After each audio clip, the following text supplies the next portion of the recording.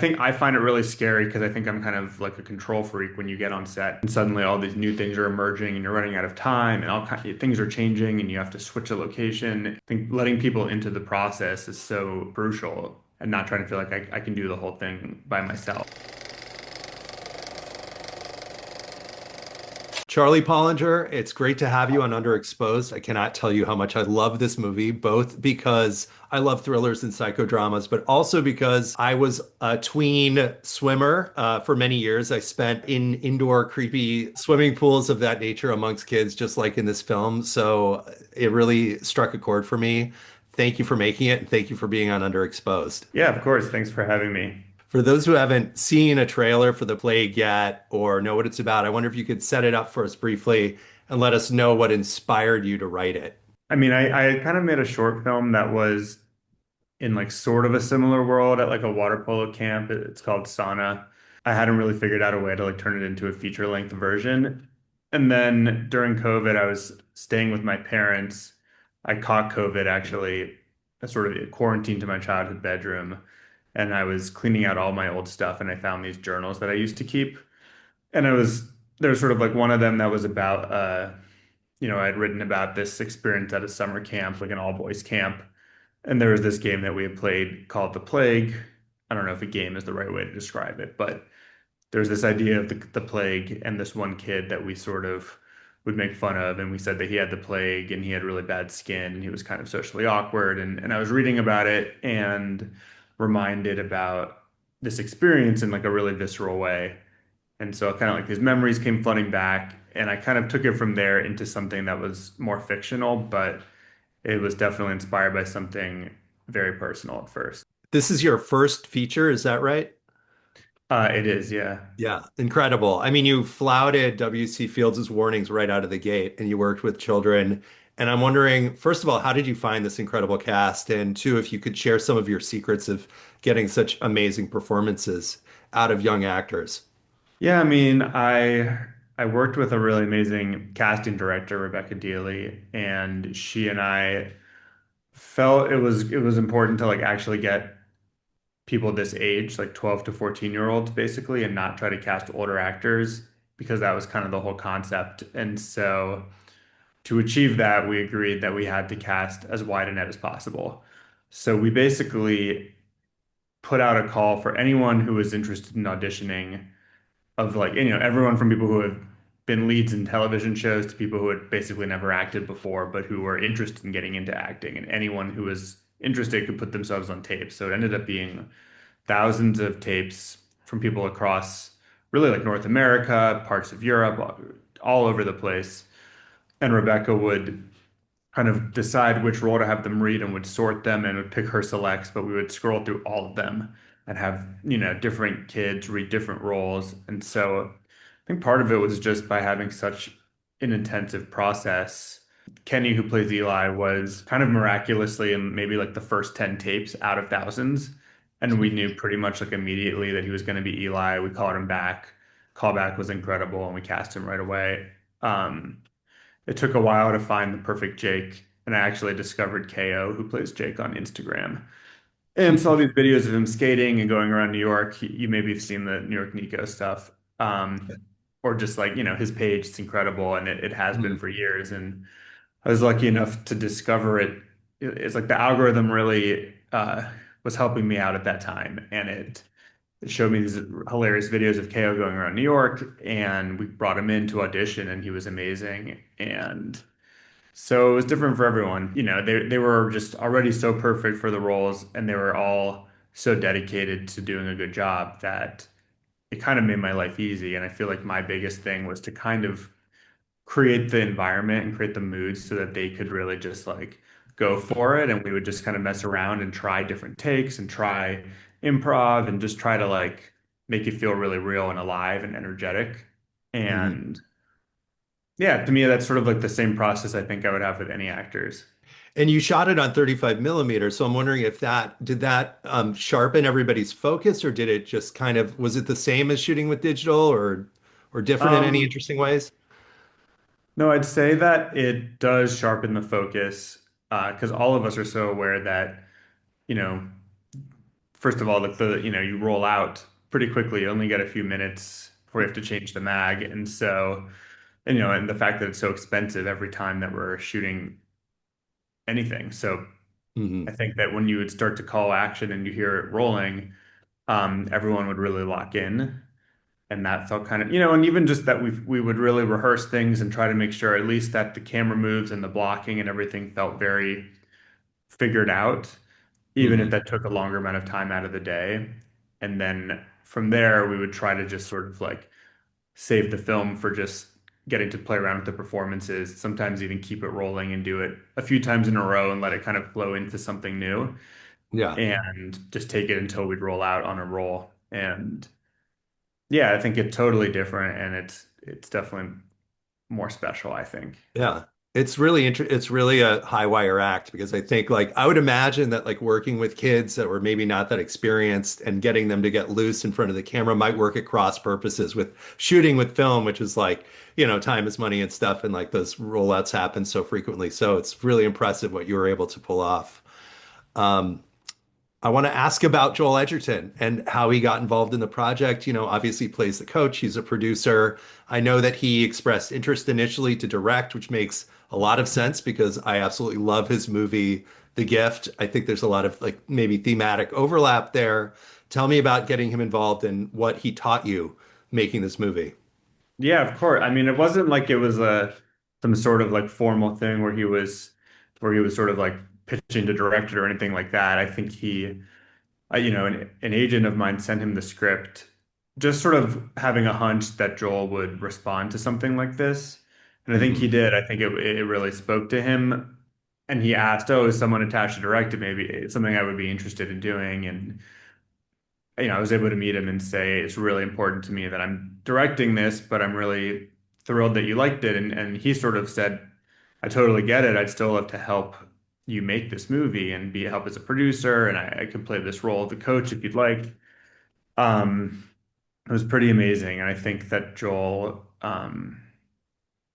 he's so talented at acting, but also at writing and directing and producing, really. And I think he cares so much about just getting more movies out into the world that he's excited to be involved in. And so in this case, I think he just felt like he wanted the story to be out there and that it was, he's aware that something like this is really hard to find the financing for. And by getting involved, it really helped us. To prep for this movie, I understand that you watched some war films. I got really curious about that. Which war films in particular spoke to you, and what did you take from them? We watched as many as we could. We were looking at Come and See, which is Yeah. obviously, the best, one of the best, and incredibly intense, but also an incredible performance from a young boy going through a very intense experience. Obviously, hard Hmm. to compare like a summer at water polo camp with a war, but I think that the way that it has this kind of psychological immersion and the use of like all of the cinematic tools was such a huge inspiration. We're watching like the cranes are flying and Hmm.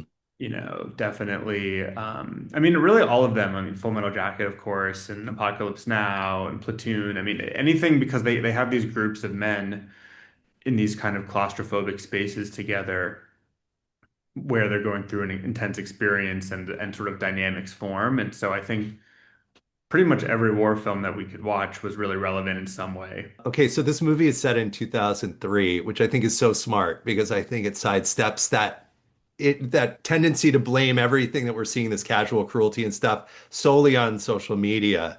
It really like sets it out to be something that, I mean, it's an eternal truth, right? As we see in these war movies and we see in your film. I'm wondering, in light of, I mean, even in light of what happened last weekend, not to get too political, but like, what are the kind of conversations that you would hope people might have after seeing a film like The Plague? I mean, I would hope that it just creates conversations about what creates dynamics within groups. And that obviously can, a group can be an entire culture or a society, or a group can be five or six people. But I think it's kind of the same ideas of the way that myths form and factions form and often there's sort of an attempt to connect through choosing who's the one who's sort of like the outcast and kind of pushing the boundaries of that and the way that that can kind of, create dynamics where many people who feel complicated want to belong so badly that they'll kind of push their values to the side just to belong. And I think that's how cruelty is bred. And I think that that is how, that's the things that can lead to even someone feeling so torn up that they're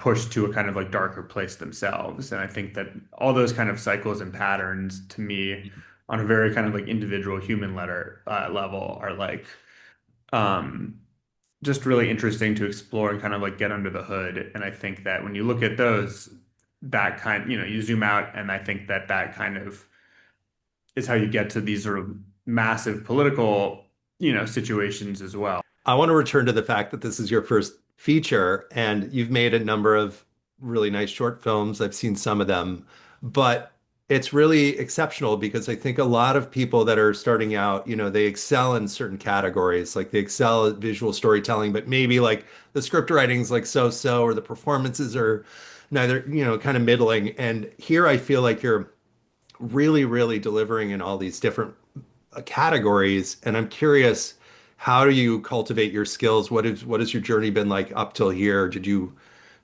teach yourself? Did you go to film school? What's the journey been like? I mean, if I go all the way back, I wanted to be an actor when I was like in middle school and in high school. I would be in like the musicals and the plays and stuff. And I was never very good at it. And I went to high school with some really great actors who have turned out to become really successful, Hmm. amazing actors. But I think I just got excited about it and learned about what it's like to perform and how you create a character. And I kind of, I went to college and transitioned to directing theater.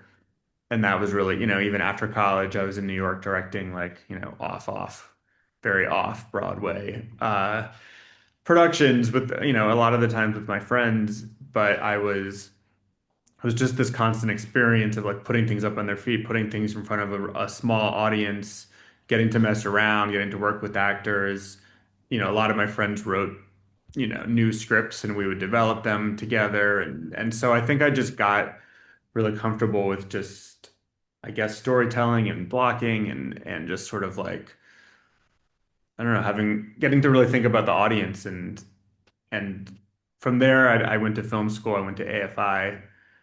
And I think when I started AFI, I felt like I was never going to be able to figure out how the technical stuff worked, like all the, shots and lighting and camera movements. And I felt really overwhelmed by that. And I felt like maybe I could be the type of director that just, is like more like the theater director types who that's not really my thing. But then I found that it was really like, it really felt kind of like the same stuff once I got into it, where it all just came down to like telling the story and all these different tools that are fun to play with that. And so I think maybe because of the theater background, um I'm always starting from a place of like, how are we going to be kind of like revealing things to an audience? How's the story going to be told? And what are all the choices that we can make with that?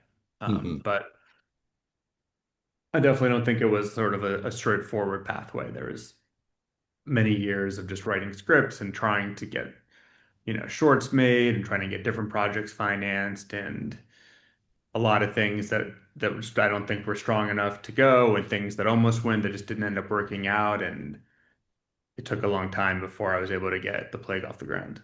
Hmm. And now that you've made it, what do you think that experience, if you could boil it down to like maybe one thing that you learned while making it, if that's even possible, what would that be?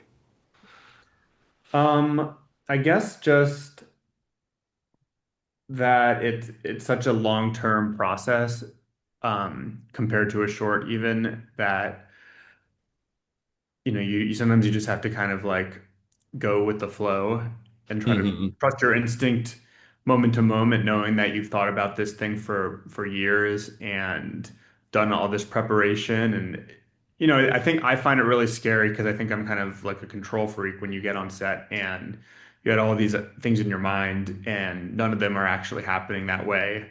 And suddenly all these new things are emerging and you're running out of time and all kinds of things are changing and you have to switch a location and trying to just follow your instinct and trust that the instinct is going to be right because you know the material so well. And I think following that thread all the way through the edit for months was interesting. I feel like it went so far away from where I had initially imagined it, and by the very end of the edit, it came back a lot closer to kind of where I started, and how that kind of like the way that I had to go through this long journey to get back to that was interesting. And I think I only was able to get there because I was just taking it day by day, and I had so much support from kind of like my collaborators in a community of filmmakers, mostly in New York, and all my friends, where I just like will show them cuts constantly and show them scenes, that people come over to my apartment and we look at stuff. And I think letting people into the process is so